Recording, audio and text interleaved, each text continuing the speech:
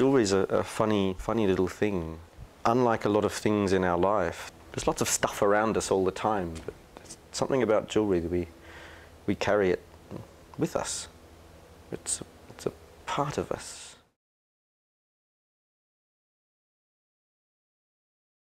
I could say yes and I could say no. I think it depends on where you're looking. I mean, jewelry is everywhere. It's omnipresent. I mean, there are people that argue quite convincingly that it's one of the earliest forms of human communication. And I think this idea that jewelry is signage of self, on self, I mean, it's in that regard. Everyone wears jewelry. Whether jewelry is becoming more standardized or not, I think it all depends on how closely you're looking. If you're reading via surfaces alone, you could very easily just say that my work looks like 15 million other people's things, but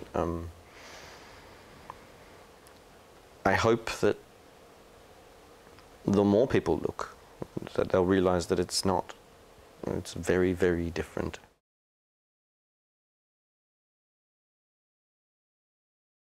Color directs the eyes in very different ways to structure and form. They say that when we read objects, first we read color, then we read form, then we read detail. I'm more interested in form and detail, and then the little relationships that can build between those details over time. The thing that I find really valuable about music is that you spend time with it, it moves through time, it unfolds, it becomes something. The more time you spend with it, the more you understand it. And I think I like to consider the way that I build objects is similar to the way that a musician might build a piece of music. It's not at all about pictures, it's more about progressions, developments, one shape becoming another, or one detail becoming something completely different. I don't like wearing my own jewelry, mainly because I know it.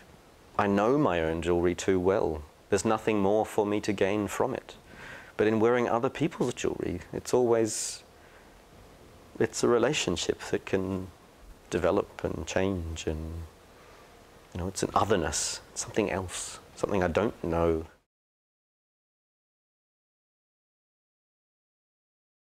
Reading work through an exhibition is so very different to the way, I mean, sure, we can read them all as a group of objects, but I don't really think about that. It's not something I really compose the work to relate to other pieces or anything like that.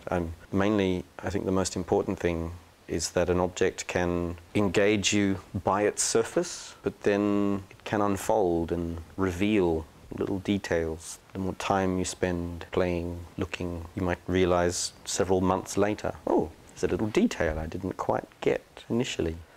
And that's the kind of thing I try to load my work with. Lots of little possible readings. Nothing explicit. Is it real? Is it heavy? Is it light? Is it natural? Is it organic? Is it a monster? Is it a friend? Is it kind? Is it nice? Is it sharp? Is it soft? Is it mean? Or is it... It could be all these things and none of those things all at the same time.